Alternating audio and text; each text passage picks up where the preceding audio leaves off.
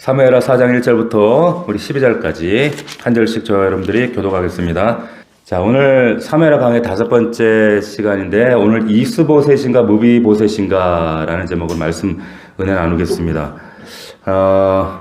우리 지난주 말씀 잠깐 좀 기억을 해보면 지난주에 우리가 사무엘하 3장의 말씀을 통해서 영적인 틈이라는 제목으로 말씀을 나눴습니다. 영적인 틈. 자, 어떤 틈인가? 3장 1절을 보면 다윗 집안이 점점 강성해 가고 사울 지방은 약해지더라 이런 말씀이 있습니다. 다윗 집안이 점점 잘 되어 간다라고 시작했는데 근데 3장 2절부터 좀 꺼림칙한 묘사가 등장을 했었죠. 그게 뭐라고 나오냐면 다윗이 헤브론에서 6명의 아내에게서 6명의 아들을 두었다라는 사실을 기록하고 있기 때문입니다. 그러니까 불안한 진술이라 그랬어요. 왜냐하면 다윗이 하나님을 의지하는 것이 아니라 다른 왕들이 그대로 했던 것처럼 똑같이 인간적인 방법으로 정략 결혼을 했다는 겁니다. 게다가 만족을 몰라요. 아내를 계속 둡니다. 경계가 없습니다. 그래서 사무엘 하에 가면 이제 우리가 잘 아는 11장에 밧세바 사건이 등장하거든요. 그러니까 그런 밧세바 사건이 갑자기 터진 사건이 아니라는 거예요. 다윗이 원래부터가 그런 과정들이 답습되어 왔기 때문에 밧세바 사건으로 빵 터지게 된 거라는 거예요. 그러니까 어려움 당할 때는 보이지 않던 자신 안에 은밀한 그런 죄악들이 날개를 피니까 마치 공작새가 날개를 피니까 참 눈에 띄는 것처럼 이렇게 죄가 드러나게 되는 겁니다. 자, 그리고 아브넬이라는 사람을 우리가 지난주에 살폈는데 교만한 사람이었죠. 이 사람의 가장 심각한 문제는 뭐였는가 하면 자신이 변심했다는 것을 이제 이스보셋을 따르다가 변심했다는 것을 정당하기 위해서 하나님 이름을 들먹거렸던 말씀이 있었어요. 기억나시죠? 이런 아브넬이 되지 않기를 원합니다. 요압도 충성스러워 보였지만은 사실은 도피성에서 사람을 죽일 만큼 이게 정말 다윗의 근심거리였어요. 자, 우리가 이런 아브넬이나 요압 같은 사람들이 되지 않기를 원합니다. 자, 그리고 오늘 사무엘하로 4장으로 이어지는데 오늘 본문에 이제 중요한 인물 이스보셋과 무비보셋이라는 사람이 등장을 해요. 자, 이 4장 우리가 읽었던 내용을 읽으면 이 이스보셋이라고 하는 사람 되게 불쌍한 사람 같단 말이에요. 참 말로가 비참하고 그래서 그런데 사실 이 사람은 우리가 엄밀히 보면 굉장히 복받은 사람입니다. 생각해 보세요. 태어났는데 왕족이에요. 아빠가 왕이었어요. 아빠가 사울이에요. 게다가 이 이스보셋이 넷째입니다. 넷째 막내였어요. 막내는 이쁨 받습니다. 그러니까 집안에 애들이 많은 집은 애들이 속삭여도 막내는 이쁨 받잖아요. 막내라는 이유 때문에 이스보셋이 막내였어요. 그리고 아버지가 사울이었어요. 여러분들이 기억하실지 모르겠지만 사울은 성경의 기록에 보면 외모가 출중하다고 그랬어요. 키가 사람 머리 하나만큼 크고 잘생긴 그렇게 잘생긴 사람이 없다라고 성경이 사무엘상에 기록을 하거든요. 자, 그러면 그 아들들도 그러면 잘났다는 거예요. 그러니까 좋은 유전, DNA가 좋았다는 거예요. 더군다나 넷째예요. 자, 어떤 집이든 아래로 내려갈수록 외모가 어때요? 좋아요? 나빠요? 아래로 내려갈수록 외모가 좋아요. 그래서 셋째는 얼굴도 안 보고 어떻게 해요? 데려간다 그러잖아요. 여기는 셋째가 없어서, 셋째가 없나 봐요. 셋째. 저 뒤에 있네. 그러니까, 붕어빵 이름이라 그러죠. 붕어빵도 자꾸 찍어내면 잘 나온단 말이에요. 그러니까, 넷째니까 얼마나 괜찮았겠어요. 아버지가 더군다나 사울인데. 그러니까, 태어나 보니까 아빠가 왕이고 나는 로얄 패밀리고 키도 크고 잘생겼고 또 아주 막내, 어린 왕자. 이거는 세상적으로 볼 때 이만한 복받은 사람이 어디 있겠어요. 이스보셋은 진짜 정말 복받은 사람이었어요. 게다가, 이 이스보셋에게 어떤 행운이 왔냐면 인생에 한 번도 꿈꿔보지 않았던 왕으로 추대받는 이런 경험을 하는 거예요. 보십시오. 넷째 아들이 왕으로 추대받는 게 어렵습니다. 위에 형들이 셋이 있어요. 근데 넷째는 혹 둘째는 모르지만 넷째는 왕으로서 어떤 기대를 가질 순수상으로 돌아오지는 않아요. 그런데 어느 날 전쟁에서 셋이 다 죽어버렸어. 위로. 그 넷째 나에게 기회가 왔어요. 사실 첫째 형 요나단이란 말이에요. 형이 사울 아버지와 함께 죽었단 말이죠. 근데 그 요나단에게 아들이 하나 있었죠. 아들이. 그게 지금 오늘 무비보셋이란 말이에요. 근데 오늘 보면 적자 개성 전통으로 보면은 이 무비보셋이 이렇게 해야 되는데 그게 안 돼요. 왜? 다리를 절어서. 자, 사실 무비보셋이 건강했으면 왕이 될 수 있었어요. 그런데 성경에 따르면 무비보셋이 도망가다가 유모가 떨어뜨려가지고 다리가 병신이 된 거예요. 그래서 넷째에게 이스보셋에게 왕이 온 겁니다. 그러니까 행운의 아이콘이야, 이스보셋은. 더군다나가 11지파가 지지해요. 대선 지지율을 지지율 조사를 했는데 10%만 다윗을 지지하고 90%는 다 지금 이스보셋을 지지한다는 거예요. 인생에 이런 지금 행운이 없다는 거예요. 그러니까 정말 이 사람은 대단한 그런 스펙과 대단한 어떤 행운을 가진 사람이 바로 이스보셋이었다. 그런데 그렇게 복받은 이스보셋이 이렇게 스펙 화려한 사람이 세상에 어디 있겠습니까? 그런데 마지막에 보면 사무엘하 4장에 보면 이 사람이요 비참하게 죽어요. 왜요? 왜 그렇게 비참하게 죽었을까요? 한 가지가 없기 때문입니다. 세상 다 가진 것 같은데 다 갖춘 것 같은 이 이스보셋 인생에 한 가지 끝까지 등장하지 않은, 말씀에 보면 끝까지 등장하지 않은 게 뭔지 아세요? 이스보셋에 대한 묘사에서 한 번도 등장하지 않은 단어가 하나님이에요. 한 번도 등장하지 않습니다. 이스보셋이 뭐 하나님 찾았다는 말도 없고 하나님 붙잡았다는 말도 없고 의지했다는 말, 그런 말들이 없어요. 그러니까 본문 보니까 이스보셋이 오히려 하나님 의지하지 않고 누구 의지했다 그랬어요? 아브넬 의지했다가 아브넬 죽으니까 이제 맥이 풀렸다 이러고 있어요. 사무엘하 4장 1절에 나오죠. 보세요. 여러분 다 있어도 하나님 없으면 아무 소용없습니다. 아무 소용없어요. 지금 다윗과 이스보셋을 한번 비교해서 한번 생각해 봅시다. 이스보셋 대척점에 있는 사람이 지금 다윗이잖아요. 근데 다윗하고 비교해보면 다윗하고 출신부터가 비교가 안 돼요. 다윗은 평민 집안이에요. 더군다나 8번째입니다. 목동이에요. 이스보셋은 로얄 패밀리라니까요.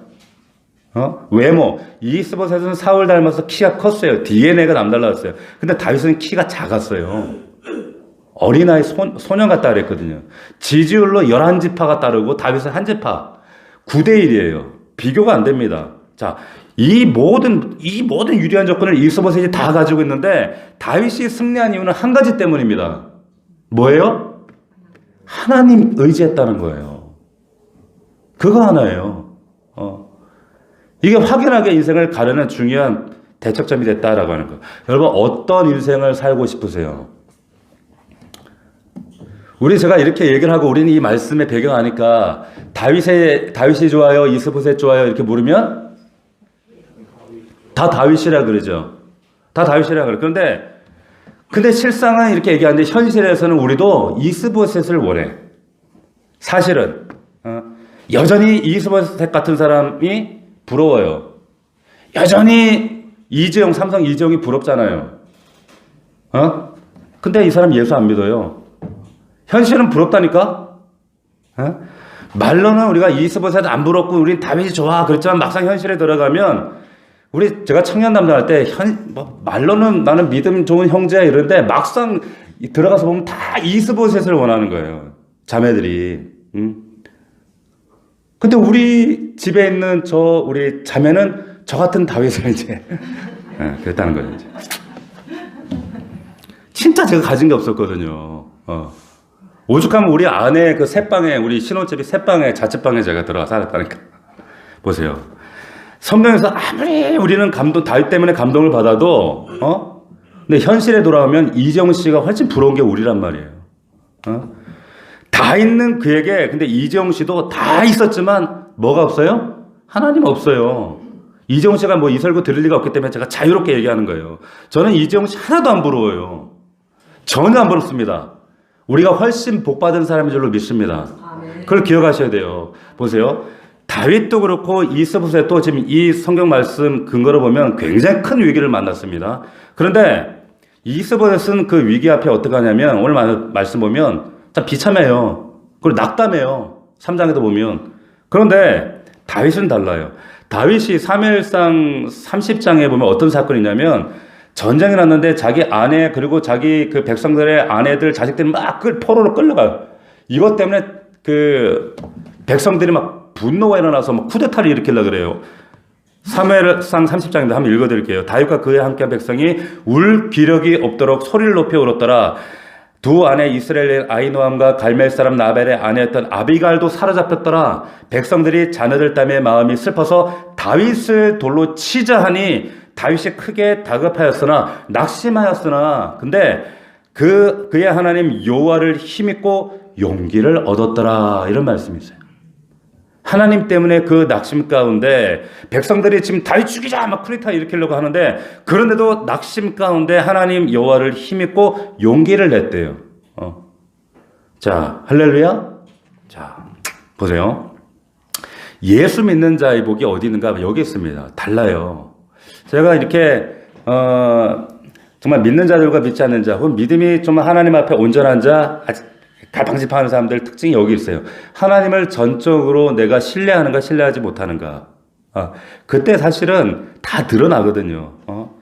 위기 때 우리는 붙들 분이 계세요. 근데 이스보셋은 뭐 인식은 했는지 모르겠는데 전혀 안 붙들어요. 다윗이 시편 다윗에 이런 이야기를 하죠. 내가 여호와를 기다리고 기다렸더니 나의 귀를 기울이사 나의 부르짖음을 들어주시는 분이 그분이었다 고백을 해요. 그리고 우리 나를 기가 막힐 웅덩이와 수렁에서 끌어올려 주셨다라는 이런 고백을 합니다. 할렐루야. 근데 이스보셋은 이런 고백이 없어요. 우리가 1장부터 쭉 봤지만 이런 고백이 전혀 없습니다. 하나님에 대한 어떤 상관된 관계 언급이 없는 거예요. 앞에서도 말씀드렸지만 얼핏 보면 이스보셋은 진짜 세상 사람들이 부러워하는 스펙이고 다 가졌고 뭐 금수저가 아니라 흙수저고 아니 뭐 다이아몬드 수저고 그런 사람이었지만 보세요. 나중에 아브넬 투항하고 부하 뭐 레갑과 바하나가 막 반란 일으켜서 배신하고 이런 과정 가운데 보세요. 이 사람은 하나님을 의지할 그 마음이 전혀 없어요. 하나님이 없는 거예요. 우리 찬양에 그런 찬양이 있잖아요. 온 세상 날 버려도 주 예수 날 안 버려. 이 믿음이 있느냐 없느냐 인생에 정말 우리가 담대할 수 있느냐 아니면 우리 갈팡질팡하느냐 그 차이점이 있습니다. 하나님 의지할 수 있는 여러분들 되기를 축원합니다. 두 번째 보면 준비되지 않은 채 영광을 얻으면 그거 위험하다는 겁니다. 무슨 말이냐? 제가 여러 번 얘기를 했어요. 그 영광이라고 하는 하나님의 영광, 그 카바드라고 하는 히브리어 말이 있는데 이건 무겁다라고 하는 뜻입니다. 무겁다는 의미예요. 그러니까 모든 영광에는 무게가 있습니다. 왕이라는 자리도 무게가 있습니다. 영광스러운 자리예요. 무거운 자리예요. 근데 그 영광의 무게를 이스보셋은 감당하지 못한 거예요. 여러분 잘 들으세요. 다시 말하면 전혀 왕 될 준비가 되지 않았다는 겁니다. 왜 준비를 안 했냐면 자기는 왕 될 줄 생각을 못 했어요. 꿈을 안 꿨었어요. 근데 보세요. 내가 준비됐든 안 됐든 하나님이 어느 순간인가 나를 몰아가실 때가 있어요. 그게 꼭 교회뿐만 아니라 밖에서도 내가 원치 않든 준비됐든 안 됐든 하나님이 나를 몰아가실 때가 있어요. 그 자리로. 그게 아니라는 거예요. 준비되지 않은 채 그 자리에 밀리면 자기는 괜찮은데 자기 때문에 주변 사람들이 괴로워져요. 자기 때문에 목원들이 힘들어집니다. 우리 재직들은 잘 들으세요. 준비되지 않은 채 내가 나 하나 끝나고 나 하나 고생하면 되지. 근데 문제는 그 주변에 있는 사람들이 그게 재앙이 될 수도 있어요. 고통이 될 수 있다는 거예요. 교회 리더도 마찬가지고 집안의 가장도 마찬가지고 우리가 어떤 하나님이 맡긴 자리 혹은 내가 의도하든 의도하지 않든 그 자리로 갈 때 하나님이 밀어넣을 수 있다는 거예요. 그때를 예배하고 우리 항상 준비하는 여러분들이 될 수 있기를 주의 이름으로 축원합니다. 자, 근데 리더의 핵심적인 준비가 뭐냐면 거룩입니다. 거룩. 뭐라고요? 거룩이에요. 하나님이 금그릇도 있고 은그릇도 있고 뭐 나무 그릇도 있고 질그릇이 있다 그러는데 어떤 그릇 쓰신대요? 깨끗한 그릇 쓰신다 그랬어요. 기억나십니까? 금그릇 쓴다고 하지 않으셨어요. 금그릇, 은그릇, 나무 그릇, 뭐 질그릇 있는데 어떤 그릇 상관없어요. 깨끗한 그릇 쓴다 그랬어요. 자, 삼손이 깨끗하지 못해서 망했어요. 능력에 문제 없었습니다. 얼마나 능력이 탁월했던 사람입니까? 근데 거룩하지 못했어요. 낮에 나귀 턱뼈로 1000명을 죽였어요. 삼손이. 근데 여호와의 그 놀라운 능력의 영광을 선포한 그날 밤에 기생 찾아갔어요. 삼손이. 예? 낮에는 하나님의 종으로 살고 밤에는 정욕의 왕으로 살아간 거예요. 삼손이. 그래서 하나님께 버림받은 겁니다. 거룩이 능력이에요. 쓰임 받느냐 안 받느냐는 여러분들이 뭘 준비하라는 거예요. 거룩하셔야 돼요. 거룩. 아이고 어떻게 거룩해요 목사님. 그렇게 적당히 손잡고 사시면 안 돼요. 하나님이 그 가만히 안 두셔요. 내 자녀가 더러운 거 묻히면 당연히 씻겨야지. 하나님 그거 놔두지 않으십니다. 제가 교회 말씀드리지만은 교회 리더들에게도 우리 재직들에게도 간혹 그런 말씀이 있어요. 술은 죄예요, 죄 아니에요? 죄는 아니에요. 술 마셔도 죄는 아니에요. 그런데 우리 재직들이 웬만하면 술 끊었으면 좋겠어요. 왜냐하면 술이 담기면 우리 에베소 말씀에도 술 취함과 한 잔이 두 잔이 취하게 돼 있거든요. 근데 술 취함과 성령의 취함이라고 하는 성령 충만이 같은 단어입니다. 그러니까 이게 상극이라는 얘기예요. 하나님께 취해 있지 못하면 세상에 취해 있게 돼요. 꼭 술만 국한된 내용이 아닙니다. 하나님께 충만하지 못하면 다른 것에 충만하게 돼 있어요. 그게 우리 연약한 본성을 아시기 때문에 하나님께서 요구하시는 거예요. 이게 거룩이 우리가 리더가 감당할 무게입니다. 기억할 수 있기를 축원합니다. 세 번째, 여기 레갑과 바하나라는 사람, 이 사람이 이제 배신을 하는데, 자, 이 사람 보세요. 이 사람 앞에서 나왔던 똑같은 사건을 아말렉 청년 얘기 우리 나눴죠? 오해라는 제목으로 말씀 나눴습니다. 똑같은 예를 반복해요. 무슨 말이냐면, 이 사람들은 군 지휘관이었어요. 2절에 따르면. 근데 이 사람이 이제 이스보셋을 배신하잖아요. 다윗 집안으로 넘어가려고. 넘어가는 것 자체는 아무 문제 없습니다. 제가 소속이 중요하다는 말씀도 주겼어요. 사울의 집은 기울어 가고 다윗의 집은 왜 이기는가? 다른 이유가 아니에요. 다윗도 못나고 다윗 비교해서 나을 게 아무것도 없는데 소속 차이였어요. 하나님의 소속이냐 세상 소속이냐. 그러니까 넘어가는 게 맞는데 그럼에도 불구하고 어떻게 보면은 지금 거기 같이 있다가는 망하니까 넘어가는 게 맞지만 그런데 이 레갑과 바하나의 가장 큰 문제가 뭐냐? 6절을 보시면요. 6절 한번 다시 보세요. 6절을 보시면 레갑과 그의 형제 바하나가 밀을 가지러 온 채하고 그 집으로 가운데로 들어가서 그의 배를 찔렀대요. 그리고 7절에 아예 목을 베서 머리를 가지고 갔어요. 다윗 집으로. 헤브론으로 간 거예요. 다윗한테. 왜? 당신의 원수 죽였다고. 자 보세요. 다윗 집에 그냥 넘어가면 돼요. 근데 왜 굳이 목을 따가지고 가냐 이거예요. 왜? 이스보셋이 목을 가져가면 당신의 정적이니까 한 달에 차지할 수 있을 줄 알고 야 너 잘했다. 내 원수의 목을 가져왔구나. 오해했기 때문이에요. 아말렉 청년이 1장에 보면 그래서 죽었잖아요. 이러면 다윗이 상절 줄 알았는데 네가 어때 기름 부음 받은 종을 네가 죽였느냐 해가지고 오히려 아말렉 청년 죽었잖아요. 그러니까 지금 레갑과 바하나도 보세요. 지금 똑같은 일이 벌어진 거예요. 이 레갑과 바하나의 문제가 뭔가 소속을 옮기는 게 문제가 아닙니다. 다윗이 누군지를 몰랐다는 거예요. 지금 상을 기대하고 내가 지금 다윗 앞에 나아가지만 이 다윗이라는 존재가 나에게 상을 주는 그 대상이 어떤 존재인지 어떤 사람인지를 제대로 몰랐어요. 만약에 앞에 아말렉 청년의 사건을 알았더라면 그리고 이 다윗이 기름 부음 받은 종을 감히 손대지 않는 과거의 사건들을 한 가지 사건만 제대로 알았더라면 이런 어리석은 일을 안 했을 거란 말이에요.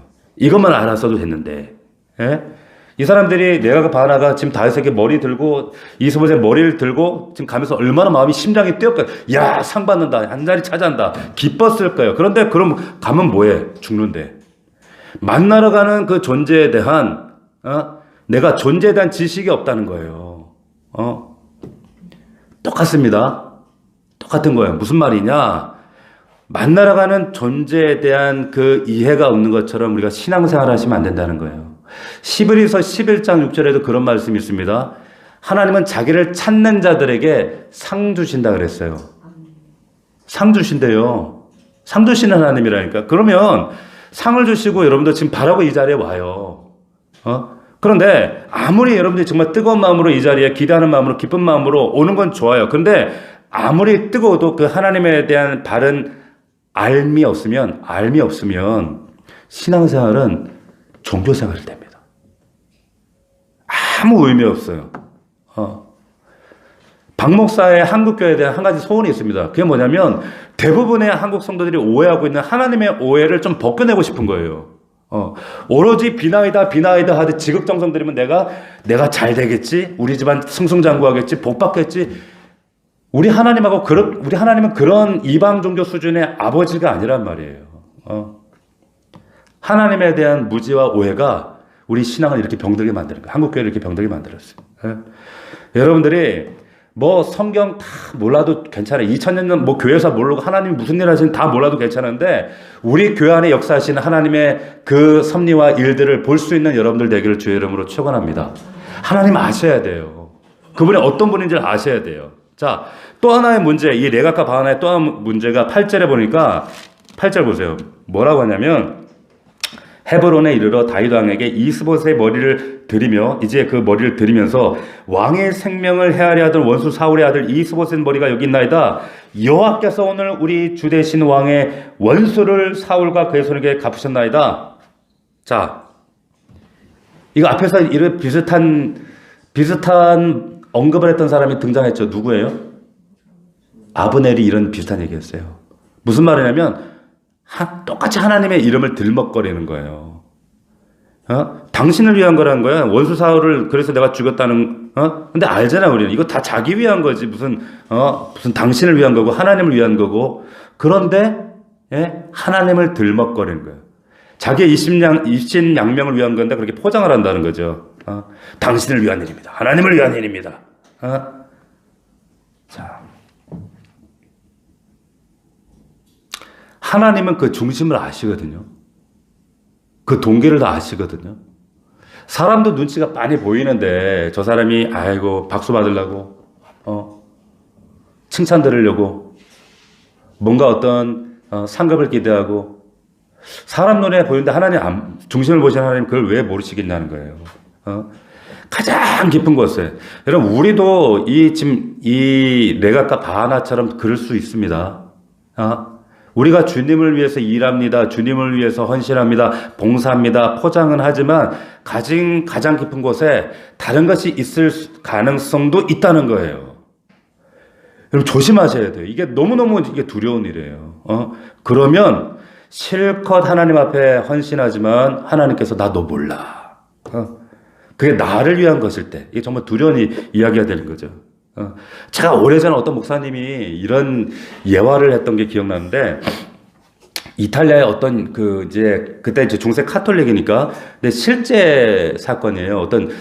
이름은 제가 잘 기억이 안 났습니다. 뭐 지롤아나 무슨 사브라나 무슨 신부가 있었어요. 아직 당시에 카톨릭 교회 안에 유명한 그 신부 설교를 너무 잘하는 그런 설교자였는데 이분이 이제 유명해지니까 여기저기 초청을 받아 설교를 하러 갔대요.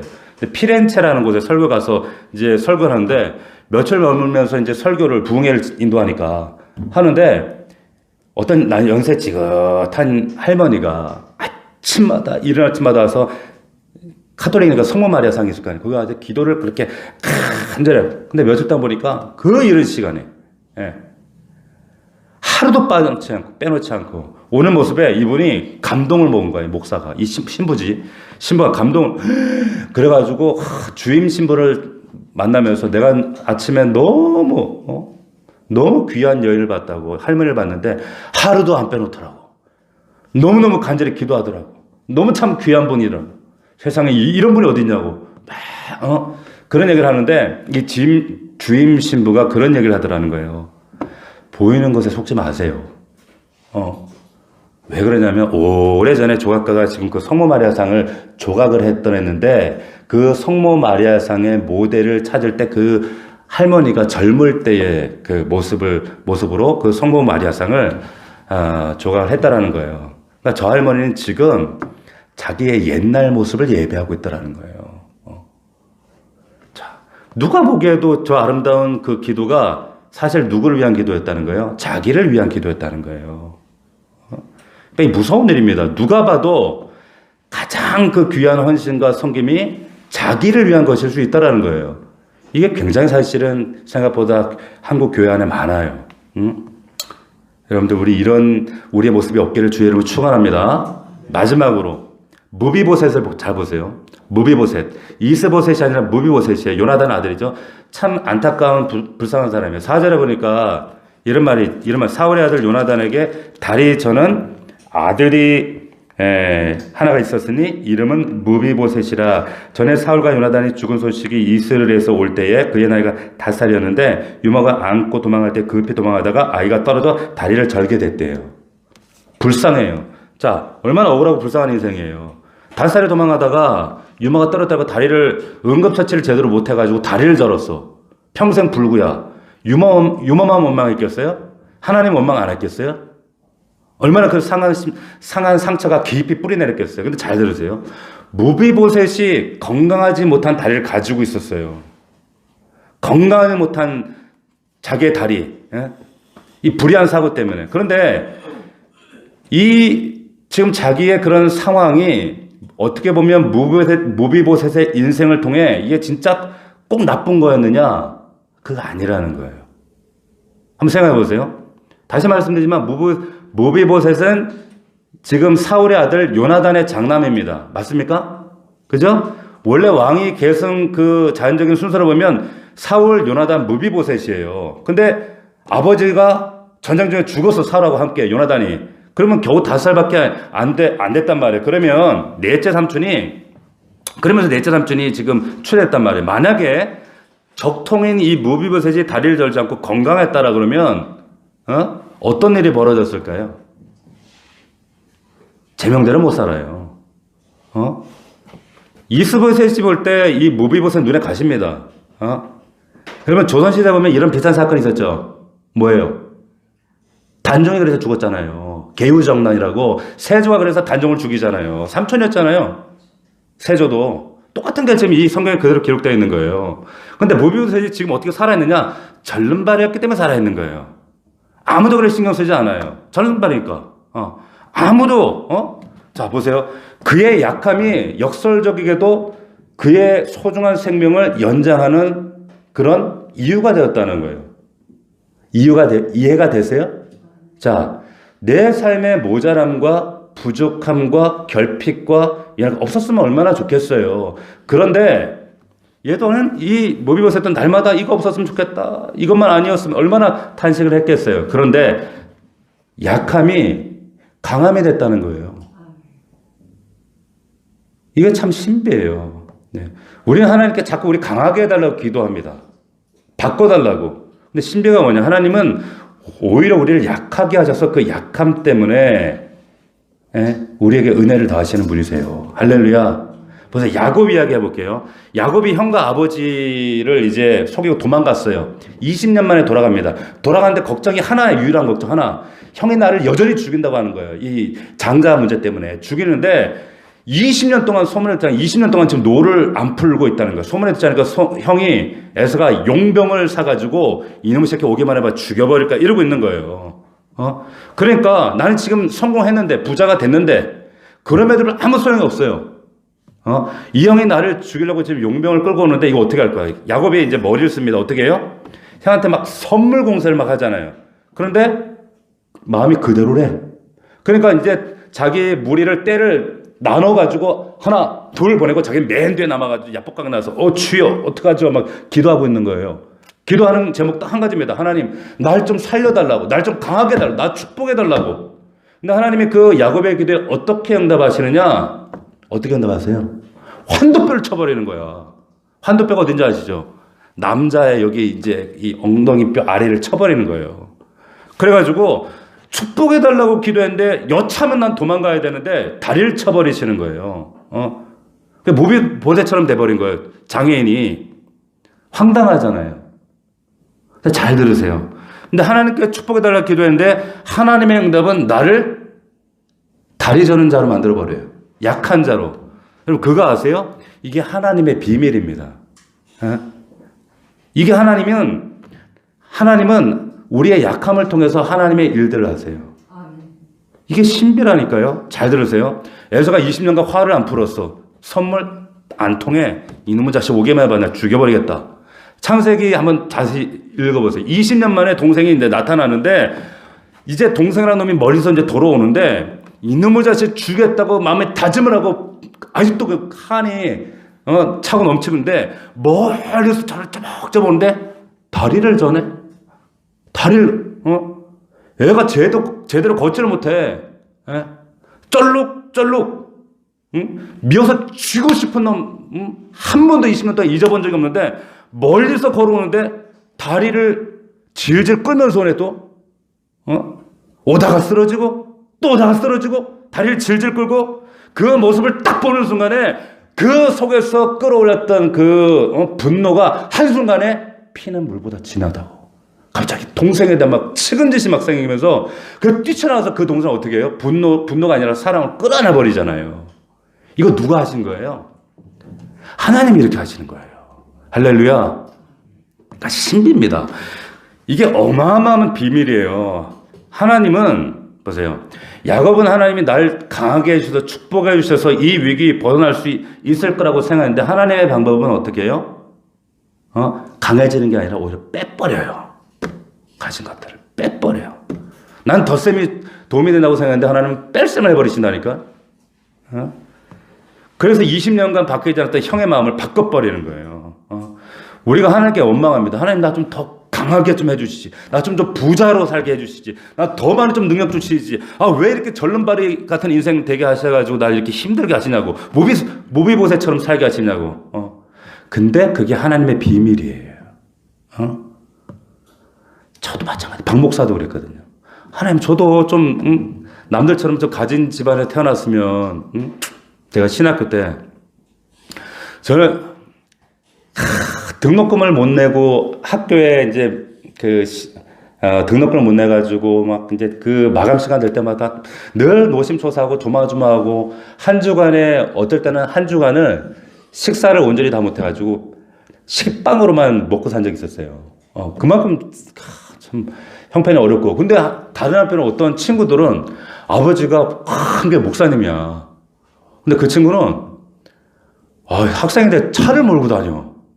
제 친구하고 지금 그 친구가 지금은 장로가 돼서 목회를 안 하고 분당의 모교의 장로인데 그 친구가 그런 얘기했어요.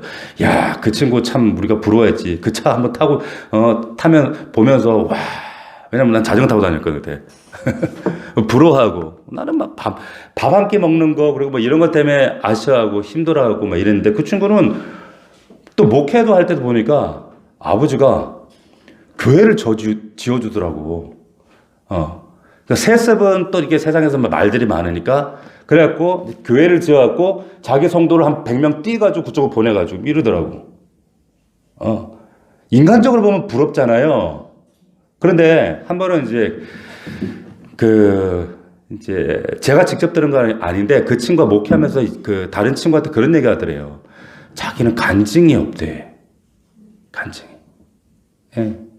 삶의 고비고비마다 하나님이 만나주시고, 그 약함 가운데 하나님이 살려주시고, 야곱이 경험했던 그 환도뼈를 통해 나는 약해지고 무너졌지만 다시 일으키신 하나님, 좀 배는 골지만 그래도 때를 따라 돕는 은혜를 따라 먹여주신 하나님, 이런 간증이 없으니까 막상 목회 현장 가니까 너무 힘들더라고요. 오히려 그런 과정을 통과한 친구 목사들이 부럽더래요. 그런 얘기를 하더라고. 보세요. 제가 왜 이런 말씀 드리는가? 여러분, 우리 인생에 각자가 절름발이 부분이 있거든요. 근데 그게 은혜라는 거예요. 여러분, 내 약점, 내 결핍, 나의 모자람, 참 남에게 오픈할 수 있는 나의 약점들. 근데 이 모든 것들, 그 실패, 이게 하나님 은혜입니다. 아멘? 기억하셔야 돼요. 이게 은혜예요. 그거 아니었으면 우리 진작 죽었어요. 모브보셋, 야곱, 마찬가지입니다. 한도뼈 안 쳤으면 진작에 죽었다니까요. 자, 말씀 맺겠습니다. 자, 이스보셋 인생을 보면 화려한 스펙을 가진 사람이었어요. 다 갖춘 그의 인생이 왜 이렇게 비참하게 인생을 마감했느냐? 다 가진 사람이었지만 딱 한 가지 없었던 것, 하나님. 하나님 없었어요. 이 세상에 이스보셋 많아요. 여러분들이 부러워하는 이스보셋 많습니다. 하나도 안 부러워요, 저는. 조금도 안 부러워요. 전 다윗이 부럽습니다. 왜? 하나님 놓치지 않은 다윗이 부러워요. 이스보셋의 이야기가 주는 두 번째, 준비되지 않은 상태로 영광스러운 자리에 가는 것을 여러분들이 이 위험하다는 것을 인지하고 준비하셔야 된다는 거예요. 준비는 뭐라고요? 거룩하다는 거예요. 거룩이에요. 내각과 바하나를 통해서, 자, 지식이 없으면 이런 식으로 망합니다. 하나님에 대한 무지와 오해, 상 주시는 분에 대한 무지로 나가면 참 그 인생이 어떻게 참 망할지 몰라요. 신앙생활은 하나님을 아는 거예요, 본질은. 그분에 대한 오해를 가지고 신앙생활을 하면 정말 신앙생활 정말 골치 아파요. 세상 좀 불교 신자들처럼 하나님 믿는다니까요. 그게 아니라는 거예요. 또 하나, 이들의 문제는 다윗을 위한 것처럼 이들이 나아갔지만 뭐예요? 자기를 위한 일이었잖아요. 포장은 했지만 다 자기를 위한 것. 우리도 하나님 일을 할 때 이렇게 할 수 있다는 거예요. 하나님을 위함이다 하지만 사실은 포장하고 나를 위한 것. 그런 일이 없기를, 그런 역사 없기를 축원합니다. 마지막 모비봇의 이야기처럼 약함이 하나님 우리에게 주신 신비입니다. 그 약함을 통해서 하나님, 우리의 삶의 그 그늘을 통해서 하나님은 은혜의 통로로 삼으신다는 거 꼭 기억하십시오. 이 말씀을 기억하고 이 말씀이 우리에게 약속되어서 여러분들 기도할 때 하나님께서 여러분들에게 허락하시는 놀라운 그 은혜의 자리로 나가 승리하는 저와 여러분들이 되기를 축복합니다. 자, 이 밤에도 우리 기도할 때 우리 자녀들 위해 모였잖아요. 그죠? 자녀들 위해 우리가 이 자리에 기도하기 위해 모였지만 사실은 자녀들을 이유로 여러분들을 하나님이 이 자리에 부르신 거예요. 나하고 좀 소통하자, 대화하자. 하나님의 심정, 그분을 알기를 원합니다. 하나님, 우리 삶 가운데 허락하신 많은 근심과 두려움과 그늘과 아버지 하나님, 이 많은 기도의 제목들 하나님께서 부르신 싼인 줄 믿습니다. 이 밤에 주님 만나기 원합니다. 아버지 하나님, 우리 사랑하는 아들, 딸들 살아계신 예수 그리스도 인격적으로 만나게 하시고 하나님을 알게 하시고 하나님을 만나게 하옵소서. 아버지 하나님, 정말 오늘 말씀을 기억함으로 이 말씀 앞에 담대히 나아가는 우리가 되기를 원합니다. 우리 주여 세 번 부르고 통성으로 간절히 기도하겠습니다.